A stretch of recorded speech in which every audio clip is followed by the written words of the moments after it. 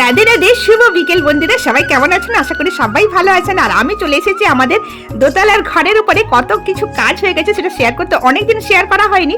তোমাদের দাদাভাই বলছে চলে আসো, এই দিকটা আসো। আর এইখানটায় দেখো আমাদের ঘরের ভিতরে কাজ চলছে, অনেকটাই সব কিছুই হয়ে গেছে। এই যে বাথরুমের ভিতরটা কিন্তু কমপ্লিট হয়েছিল না, এই যে সুন্দরভাবে কমপ্লিট হচ্ছে। আর এইখানটায় দেখো একটা ব্যালকনি আছে, খুব সুন্দর, যেটা আমাকে খুব ভালো লাগে। এটা তো আমার রুম হবে। আর এখানটার কাছে দেখো পুরো একদম সুন্দরভাবে দেখায় একটা ব্যালকনি আছে, দারুণ লাগে দেখতে। আর আমার ছেলেকে দেখবে, এই দেখো আমি যেখানে, আমার ছেলে তো সেখানেই থাকবে। আমার দুষ্টু সোনার ছেলে, তবে পড়াশোনায় খুবই ভালো।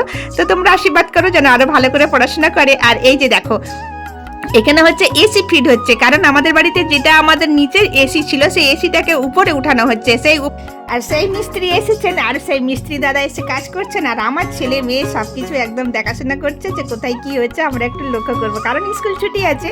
আর আমিও চলে এসেছি আমার ছেলের সঙ্গে। আর এই যে দেখো এসির মেশিনটা কিন্তু বাইরে বসবে, এটা কিন্তু আমাদের বাইরে ছিল। আর এই যে এই দেওয়ালটার কাছে দোতলার উপরে বসবে। আর এই যে আম গাছটা দেখতে পাচ্ছ, এই আম গাছটা কিন্তু এত পরিমাণে আম হয়, প্রচুর পরিমাণে। কিন্তু এটা আমাদের নয়, লোকের, কিন্তু খুব মিষ্টি আমটা। আর এই দিকে দেখো আমাদের সোনামা সবাই চলে এসেছে। আমি যেখানে মোটামুটি আমার সোনামা, আমার ছেলে, মানে সবাই সব কিছুটাই আমার সঙ্গেই থাকে। আর এই যে এসি মেশিন ফিটিং হচ্ছে, মানে এসিটা এখানে বসবে দোতলার উপরে। এই যে মেশিনটা ওইখানটায় বসানো হবে, এখানে সব কিছু লাগানো চলছে, কারণ নিচের রুমগুলো তো ভাড়া দিতেই হবে, তার জন্য কিন্তু সব কাজ চলছে। আর এই যে দেখো আমার পুরো ঘর একদম কমপ্লিট হয়ে গেছে। তো যদি আমার এই ঘরটা ভালো লেগে থাকে অবশ্যই কমেন্টে জানাতে ভুলবেন না। রাধে রাধে।